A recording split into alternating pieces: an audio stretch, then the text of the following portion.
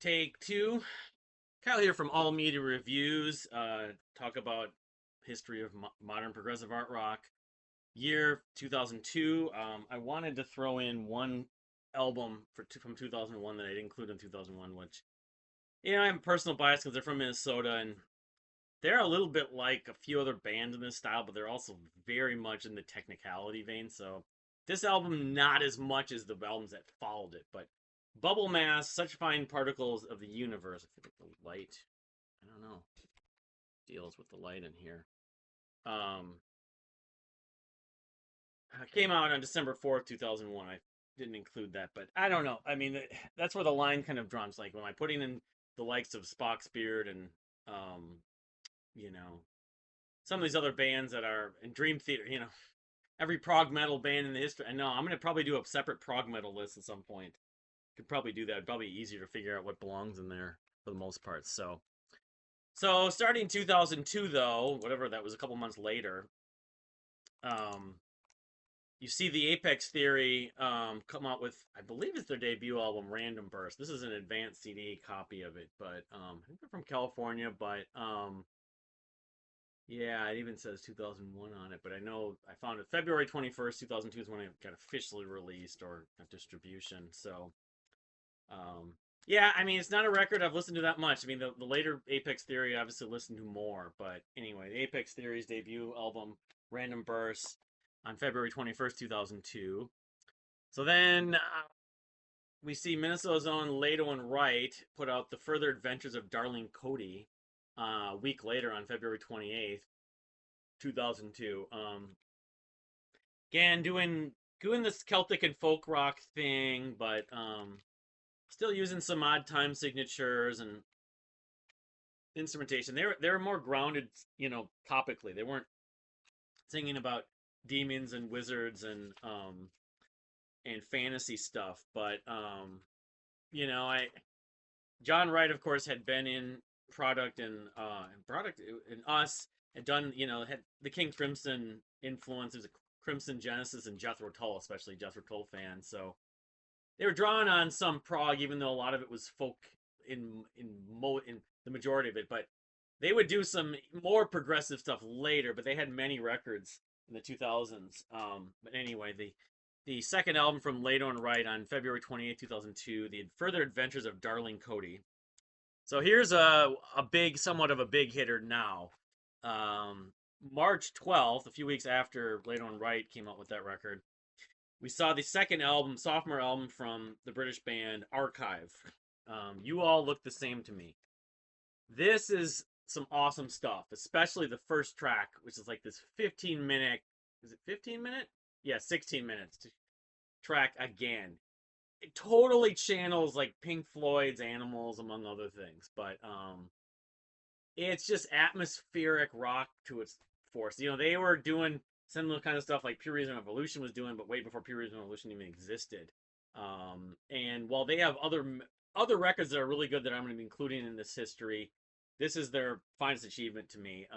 It includes another epic, I believe, the Finding It So Hard, but male and female vocals, atmospheric textures, some trip hop influence. Their debut album, Londinium, was almost pure trip hop. It was like very electronic, almost like dance music, but this was still rock music, but it was combining them. Really indie, almost indie-tronic in a way. So anyway, You All Look the Same to Me from Archive. I wish I could get this on vinyl. It was issued on vinyl, but it will cost me a few $100s minimum, unfortunately, at this point. Released on March 12th, 2002. So here's another heavy hitter in a sense.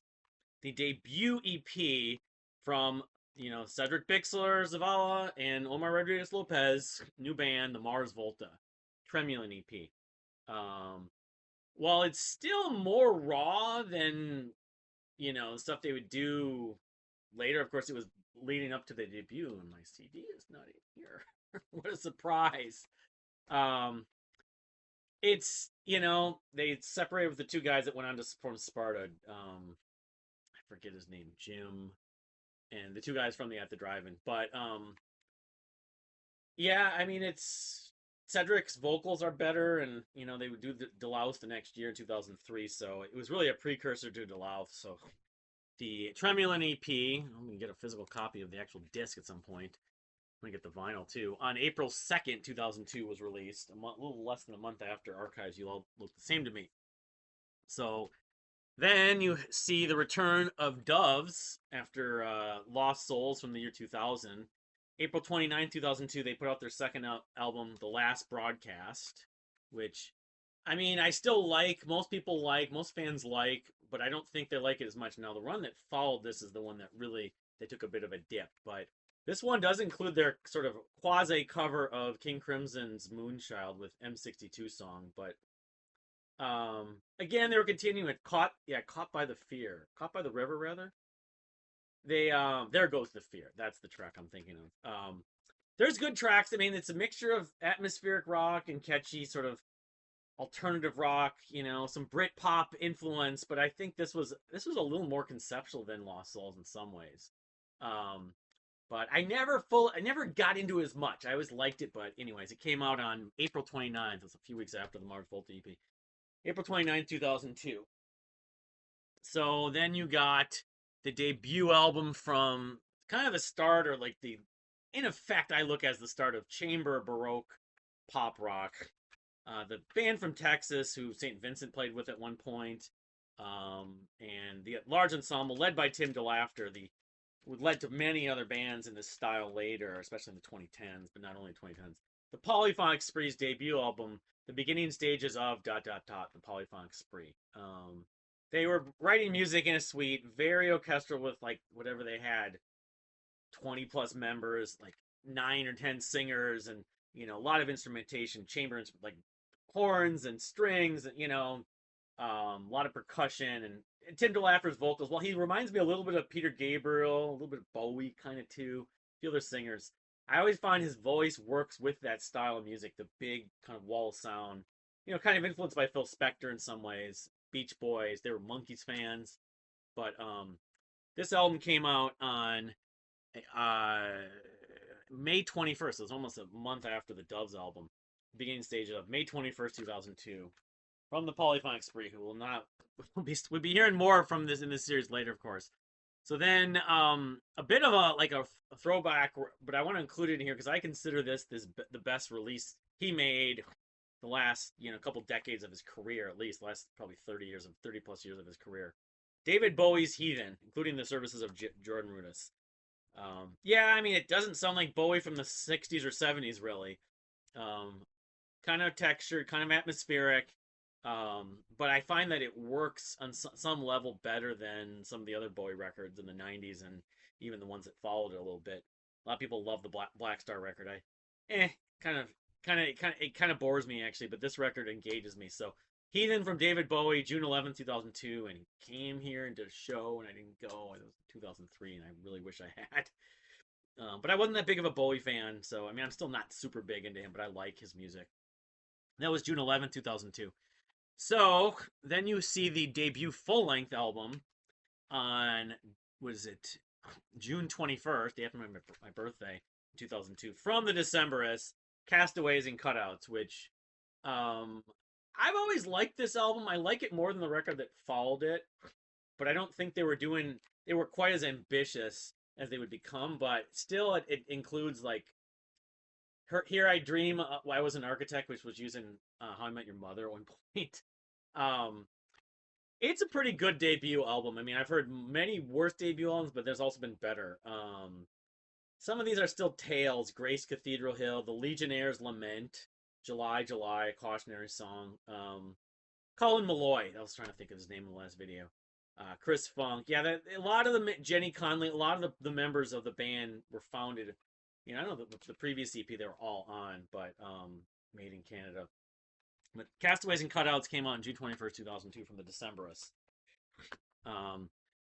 Then fast forward a couple months, and we see the debut album, and really one of only a couple records well, maybe 3.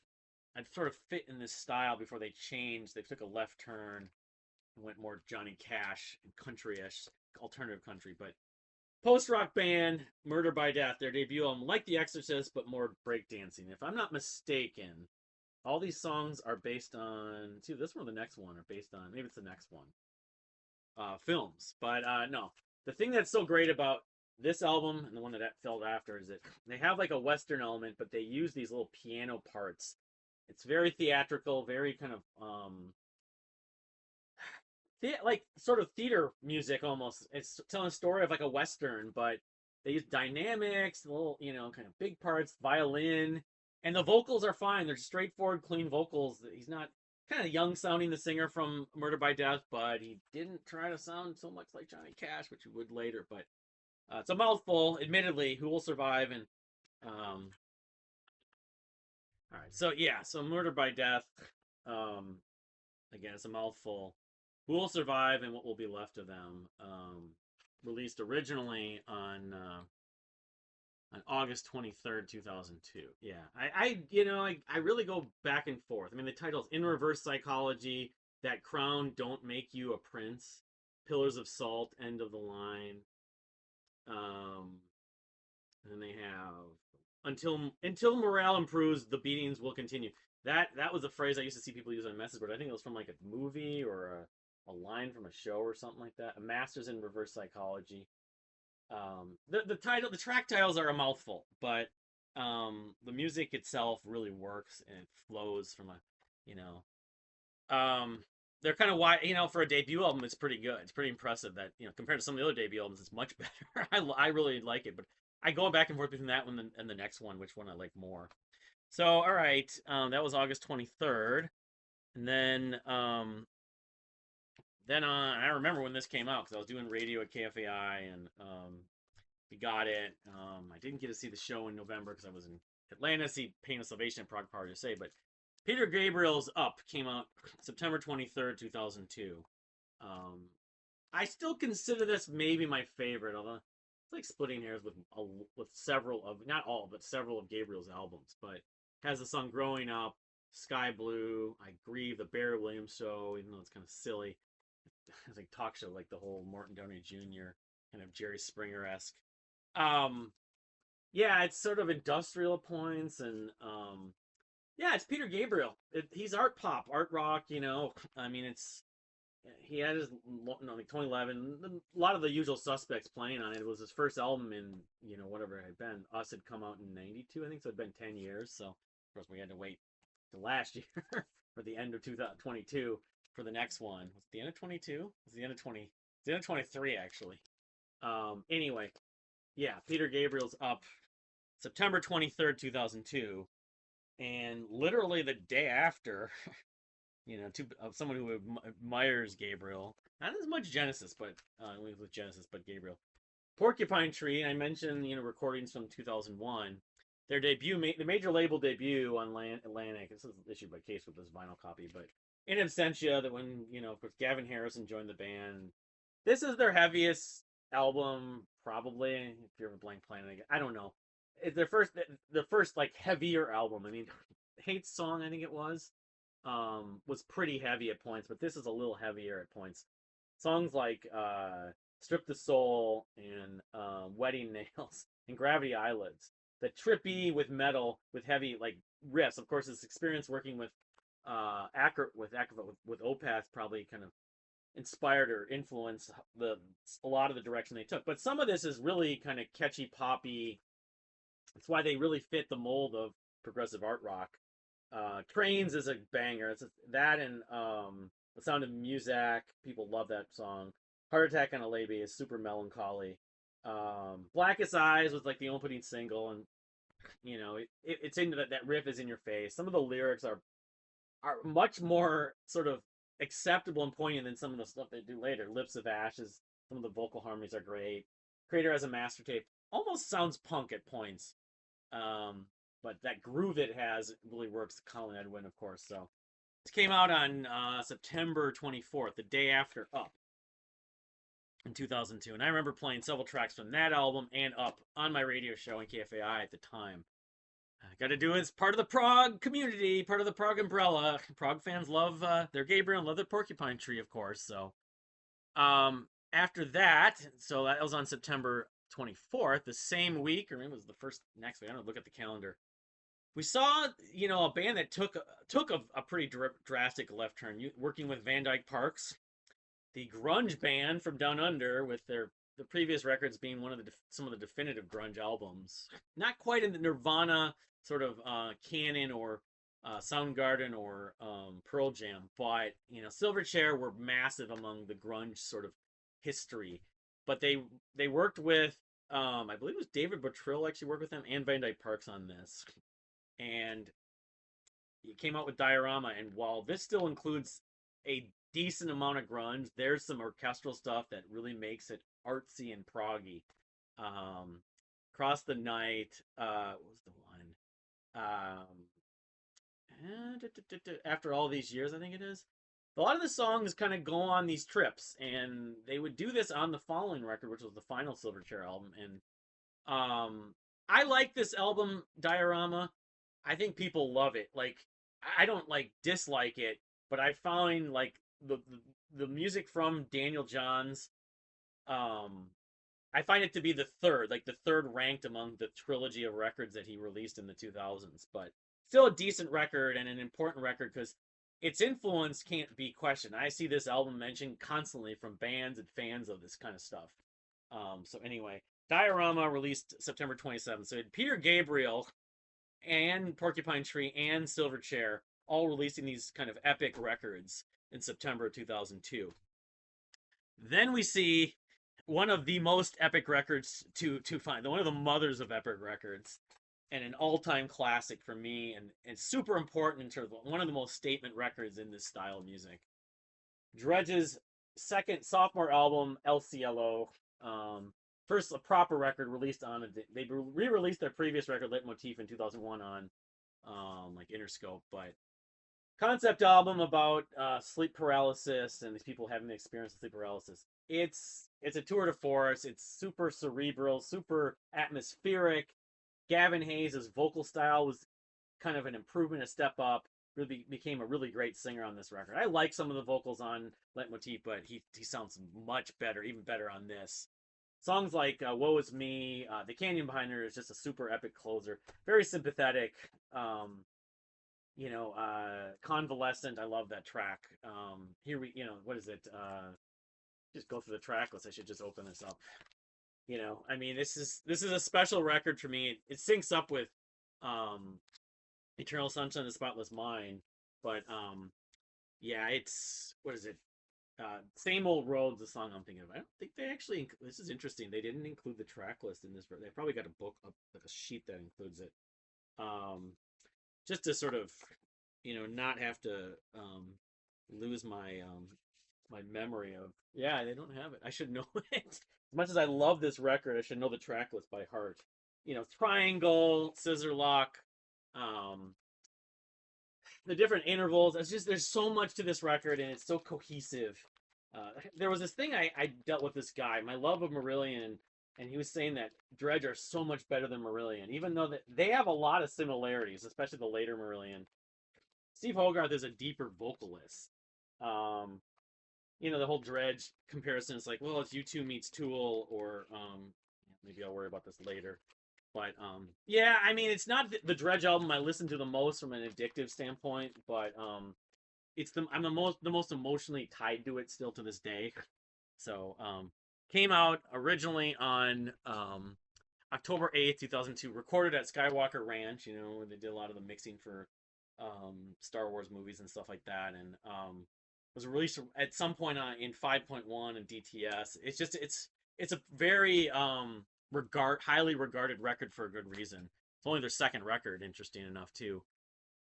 So let's see here. That was October 8th. Then you saw Oceansize again put out another EP, Relapse. They were really kind of building, again, had a few tracks on it, epic tracks, but still kind of cooking in the oven for the next year for them finally put out a proper full length.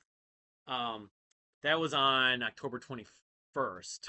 And October 28th, the week after that Oceansize release, and a few weeks after LCLO, you see the sophomore record from Iceland's Sigur Rós, and probably their most definitive record, the Brackets records, or Parentheses, you want to call it. It's just Untitled, whatever it is, Untitled 1, 2. It's very ethereal, very dreamy. Of course, Jonesy's singing in their basically invented language. String arrangements, very melancholy, very healing, very kind of soothing. It's a trip. I mean, it's really new agey in some ways, but it's considered post rock. But the thing about Sigur Rós is the post rock sound you think of, they don't really sound that much like, but they can't be denied to sort of have that. They've written music for films, and their music sounds like it should always go on a film or a TV show or something, or a documentary. But anyway, Sigur Rós' Brackets album. It's like, I don't know how many movements, like 10 movements or something, was really released in October 28th, 2002. So it was a pretty good 2 months where you had Peter Gabriel, Porcupine Tree, Silverchair, Dredg, you had an Ocean Size edition, and then you had Sigur Rós putting up. And then, of course, to follow that up, even though not from same country, but sort of the biggest names in post-rock per se, Godspeed You Black Emperor released Yankee, I can never pronounce it, Yankee UXO. Which is another one of those records with a bunch of long pieces, but it's not like Skinny Fist, and it's not 4 pieces, I don't believe. But and I think this might be the final record they did before they went on a break. And I honestly wish I bought this in 2013. I've spent very little time with this. I spent more time with the debut album from Godspeed, F sharp, A sharp. But yeah, see, that's a whole bunch of individual tracks, but more of the same kind of style, sort of. And I know one thing that inspired them. The hiatus inspired them. They said because of the Iraq War and everything, even though they're from Canada. But that was it. Political stuff was what really inspired Godspeed to do the stuff they did. But yeah, it's like 9/15. They always use like dates. Their new record that came out this year, the titles got another date on it. They just don't really care that much about titles sometimes. But yeah, I mean, it's notable in the history. It's kind of like the Kid A to what's it called, to Kid A to OK Computer in some ways. The real hardcores, though, a lot of people feel like the stuff they've done since after the end of their hiatus has been better. But because you don't see this record mentioned nearly as much as some of their others. Godspeed You Black Emperor, November 4th, release Yankee UXO. And then you have the day after, you have the follow up, and this was kind of a rushed record, unfortunately. But you had Hours release, and this is not the sort of proper cover. This is the promo cover. I've got the advanced. I'm pretty sure I have one of those smaller ones, like the slip disc versions. But anyway, this is their second album, Precious, which included the services of guitarist Dave Malone. I really like this album a lot. It's not at the level of Distorted Lullabies, and it's not at the level of the follow up, but I mean, I got more mileage out of this than any of the records really since 2008. Really, Realize, Kill the Band, At Flowers Turn. I love that song. Super catchy. It's like power pop. Red Colored Stars is epic. There's a hole in my head, the hole in my wallet, hole in the, Chapter 2, Ms. Money. That's really kind of Middle Eastern sounding at points. Broken. Very impassioned vocals. The cover of the Velvet Underground, which I'm not sure if they really should go in this, but they're considered art rock. Femme Fatale I'd rather hear their version. Leaves is very melancholy, it's a power ballad. It's a great record, but it was rushed. I mean, a lot of these songs he probably were written around the time before they released Distorted Lullabies. But ours is Precious, an underrated record. It's not quite as sort of epic and as adventurous. It's still kind of layered at points, but as Distorted Lullabies. But anyway, I still really appreciate it. But I'm also a fanboy, so I have my bias. So then that was November 5th. November 26th, 2002, System of a Down released their third album, Steal This Album, which I honestly have never heard. And I picked my spots with System of a Down, but I know the whole title came from the whole downloading culture and sort of mocking it in a way. But again, like Precious, it's not referenced, or the Godspeed record, not referenced as much. Maybe because it came out late in the year, people didn't talk about it as much in 2002. But I didn't know System of a Down then anyway. I'd heard about them maybe a little bit. It was like a friend of mine sent me a mix with some of their music. That was the first time I'd heard their music. And I didn't listen to anything sort of remotely extreme metal, even though they're not really extreme metal compared to, like Necrophagus or something, or even Between the Buried and Me. So, all right, then that was on the 26th of November, like right on Thanksgiving, the System of a Down release, Steal This Album. Probably the Tuesday before Thanksgiving. So then on December 17th, the end of the year, the last album I have from 2002 with a date, you saw the band 3 put out, in effect, their second release. Yes. And it was a live album because they really were becoming, they really were best live. And I still to this day say their music is as good, if not better, live. But their album Half Life, which has a lot of songs that ended up on previous albums and were obviously on their Paint by Number record from '99. But the version of Amazed Disgrace is epic on this. It's like 20 some odd minutes, I think. Some of it is like sort of funky, like very much of a funk driven thing, like Stevie Wonder, some of Joey's vocals. But Broadway Alien, I think that does he do? I can't remember if he does. They did Wrong All Right Gangsta Ship. They were influenced by hip hop and Get Together, Paint My Number Again. Life's got the song Life's Not Fair. Life's Not Fair. I love you, but I just don't care. 3 were I mean, unfortunately, not really technically very active now, but they were a fantastic band, and Half Life is a fantastic live album. Even though I don't have many live albums, I don't really usually think of for the style, but for Three's history, that Half Life is an important record I need to include in here. That came out the end of the year, right before Christmas, December 17th, 2002. So then I have the releases that don't have any known actual release dates that I can find. I only have the year. So you have